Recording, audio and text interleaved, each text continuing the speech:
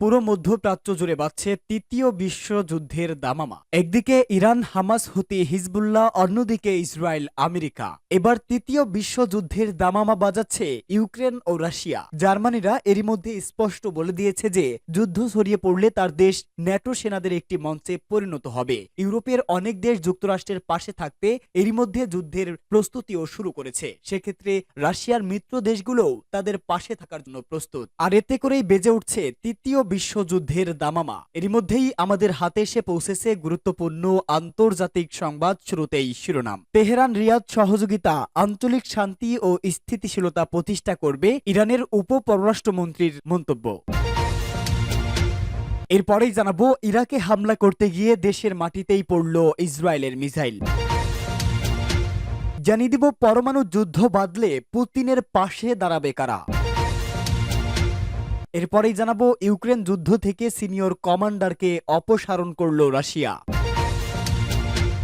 সর্বশেষ জানাবো, বিশ্বের বিভিন্ন দেশে বসবাসরত ইহুদিদের মধ্যেও বাড়ছে হামাসের প্রতি সমর্থন। এতক্ষণ শুনছিলেন সংবাদ শিরোনাম, এবারে বিস্তারিত। তবে তার আগে প্রতিদিনের আপডেট আন্তর্জাতিক সংবাদ সবার আগে পেতে ভিডিওটিতে একটি লাইক দিয়ে চ্যানেলটি সাবস্ক্রাইব করার অনুরোধ রইল। তেহরান রিয়াদ সহযোগিতা আঞ্চলিক শান্তি ও স্থিতিশীলতা প্রতিষ্ঠা করবে। ইরান ও সৌদি আরবের মধ্যে দ্বিপাক্ষীয় ও আঞ্চলিক সহযোগিতা শক্তিশালী হলে পশ্চিম এশিয়া অঞ্চলে স্থায়ী শান্তি ও স্থিতিশীলতা প্রতিষ্ঠা হবে বলে মন্তব্য করেছেন ইরানের উপ পররাষ্ট্রমন্ত্রী মাজিদ তাখতে রাভানচি। তিনি সৌদি দৈনিক আশ-শারকুল আশ-শাওয়াতকে দেওয়া এক সাক্ষাৎকারে এই মন্তব্য করেন। গত সপ্তাহে রিয়াদ সফরে আসা এই সিনিয়র ইরানি কূটনৈতিক বলেন, ইরান ও সৌদি আরব পশ্চিম এশিয়া অঞ্চলে স্থায়ী শান্তি ও স্থিতিশীলতা প্রতিষ্ঠা করতে চায়। রাভানচি আরো বলেন, পশ্চিম এশিয়ার দেশগুলোর সামনে থাকা চলমান হুমকি মোকাবেলা এবং এসব দেশের সমৃদ্ধি ও নিরাপত্তার ভিত্তি তৈরি করতে ইরান ও সৌদি আরবের মধ্যে টেকসই দ্বিপাক্ষীয় ও আঞ্চলিক সহযোগিতা জোরদার করা উচিত। তিনি জোর দিয়ে বলেন, তেহরান ও রিয়াদের যৌথ প্রচেষ্টা দ্বিপাক্ষীয় ও বহুপাক্ষিক সহযোগিতার একটি সফল মডেল হিসাবে কাজ করতে পারে, যার লক্ষ্য আঞ্চলিক এবং আন্তর্জাতিক উভয় স্তরে শান্তি, নিরাপত্তা ও উন্নয়নকে উৎসাহিত করা। ইরানি কূটনৈতিক বলেন, ঐতিহাসিক সম্পর্ক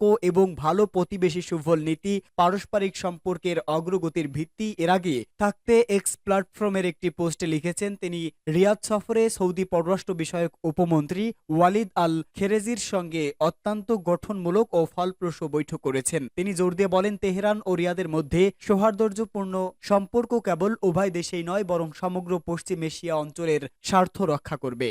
এদিকে দেশের মাটিতেই পড়ল ইসরায়েলের মিসাইল। ইরাক থেকে ড্রোন হামলা চালানো হয়েছিল, আর সেই ড্রোন ভূপাতিত করতে ইন্টারসেপ্টর মিসাইল ছুড়েছিল ইসরায়েল, কিন্তু ওই ড্রোনটি ইসরায়েলের দক্ষিণাঞ্চলীয় রিসোর্ট সিটি এইলাতে গিয়ে আঘাত হানে। আর ড্রোনটি ধ্বংস করতে ছোড়া ইন্টারসেপ্টর মিসাইলটিও পরে ইসরায়েলের ভেতরেই। ইসরায়েলের প্রতিরক্ষা বাহিনী জানিয়েছে, ওই ড্রোন লক্ষ্য করে বেশ কয়েকটি ইন্টারসেপ্টর মিসাইল ছোড়া হয়, সেগুলোর একটি ইলাতে গিয়ে পড়ে। তবে এই ঘটনায় হতাহতের কোনো খবর জানা যায়নি বলে জানিয়েছে টাইমস অফ ইসরায়েল। সোশ্যাল মিডিয়ায় ছড়িয়ে পড়া ভিডিওতে দেখা যায়, শহরের আকাশের উপর দিয়ে ছুটে যাচ্ছে মিসাইলটি, এরপর সেটি উপকূলীয় এলাকায় একটি হোটেলে গিয়ে পড়ে। এই দৃশ্য দেখে স্থানীয়রা ভীত হয়ে পড়েন। তবে মিসাইল আঘাত হানলেও বিস্ফোরণের কোনো শব্দ পাওয়া যায়নি। এর আগে ইসরায়েলি সামরিক বাহিনী জানায়, ড্রোনটি সফলভাবে ভূপাতিত করা গেছে। জনপ্রিয় পর্যটন শহর ওই মিসাইল আঘাত হানার ঘটনা তদন্তের ঘোষণা দিয়েছে ইসরায়েলের সেনাবাহিনী। কেন ড্রোনটি ভূপাতিত করতে গিয়ে মিসাইল এলাতে পড়ল তা খতিয়ে দেখবে তারা।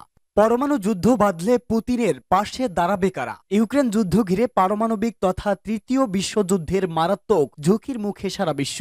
স্নায়ুযুদ্ধের প্রায় 40 বছর পর ফের দুই ভাগে বিভক্ত এই বিশ্বের পরাশক্তি যুক্তরাষ্ট্রের পাশে বেশিরভাগ দেশ থাকলেও শেষ পর্যন্ত রাশিয়ার পক্ষে কারা থাকবে তা নিয়েও মানুষের কৌতূহলের শেষ নেই। এদিকে জার্মানিরা স্পষ্ট করে বলে দিয়েছে যে যুদ্ধ ছড়িয়ে পড়লে তার দেশ ন্যাটো সেনাদের একটি মঞ্চে পরিণত হবে। ইউরোপের অনেক দেশ যুক্তরাষ্ট্রের পাশে থাকতে এরই মধ্যে যুদ্ধের প্রস্তুতিও শুরু করেছে। সেক্ষেত্রে রাশিয়ার মিত্র দেশগুলোও তাদের পাশে থাকার জন্য প্রস্তুত। ইরানকে রাশিয়ার একটি গুরুত্বপূর্ণ মিত্র দেশ বলে বিবেচনা করা হয়। যে কোনো পরিস্থিতিতে ইরান সবসময় রাশিয়াকে সমর্থন দিয়ে যাবে বলে তেহরান জানিয়ে দিয়েছে। কাজেই ইউক্রেন যুদ্ধ যদি শেষ পর্যন্ত বড় ধরনের যুদ্ধের রূপ নেয়, সেক্ষেত্রে মস্কো ইরানের প্রকাশ্য সমর্থন পেতে পারে বলে মনে করছে বিশ্লেষকরা। এছাড়া ভ্লাদিমির পুতিন ও উত্তর কোরিয়ার নেতা কিম জং উনের বন্ধুত্বপূর্ণ সম্পর্কের বিষয়টি বিষয়টি এখন আর কারো অজানা নয়। এর মধ্যে রাশিয়ার কয়েক হাজার সেনা পাঠিয়েছে কিম। ধারণা করা হচ্ছে এ যুদ্ধে 1 লাখ পর্যন্ত সৈন্য মোতায়েন করতে পারে উত্তর কোরিয়া। তাই বড় ধরনের যুদ্ধ বাঁধলে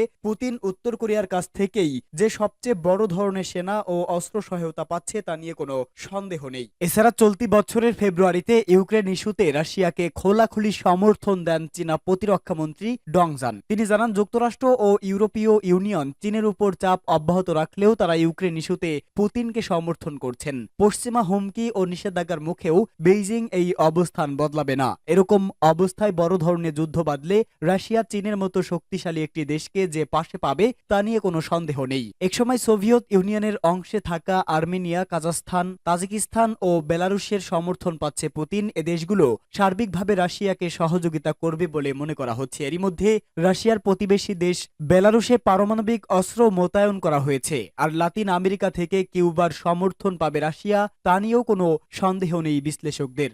ইউক্রেন যুদ্ধ থেকে সিনিয়র কমান্ডারকে অপসারণ করল রাশিয়া। ইউক্রেন যুদ্ধের অগ্রগতি সম্পর্কে বিভ্রান্তিকর প্রতিবেদন দেওয়ার কারণে একজন সিনিয়র জেনারেলকে সরিয়ে দিয়েছে রাশিয়া। প্রতিরক্ষা মন্ত্রী আদ্রেই বেলোসভ এরই মধ্যে বলেছে, যুদ্ধক্ষেত্র থেকে দুর্বল কমান্ডারদের ফিরিয়ে আনা হবে। রাশিয়া সমর্থিত ব্লগাররা এবং রাশিয়ান সংবাদ মাধ্যম এও জানিয়েছে, 2022 সালে আক্রমণের শুরুর পর থেকে বর্তমানে ইউক্রেনের সবচেয়ে দ্রুত গতিতে অগ্রসর হচ্ছে রাশিয়া। উল্লেখযোগ্য অগ্রগতি অর্জনে কমান্ডারদের কৌশল নিরীক্ষা করে দেখছে মস্কো। রাশিয়া মনে করছে আক্রমণের তীব্রতা বাড়লেও কিছু এলাকায় অগ্রগতি অনেক ধীর। বিশেষ করে দোনেস্কের পূর্বাঞ্চলে কিভস্কের সেভাবে এগোতে পারেনি রাশিয়া। রাশিয়ান সংবাদ মাধ্যম অজ্ঞাত সূত্রের বরাত দিয়ে বলেছে, সাউদার্ন গ্রুপিং এর কমান্ডার কর্নেল জেনারেল গেনাডি আনাশকিনকে তার কমান্ডার থেকে অপসারণ করা হয়েছে, যদিও মস্কোর তরফ থেকে আনুষ্ঠানিকভাবে নিশ্চিত হওয়া যায়নি। আনাশকিনের বিরুদ্ধে অভিযোগ, যুদ্ধক্ষেত্রের সঠিকভাবে প্রতিক্রিয়া জানাতে প্রায় 2 মাস সময় নিয়েছে তিনি।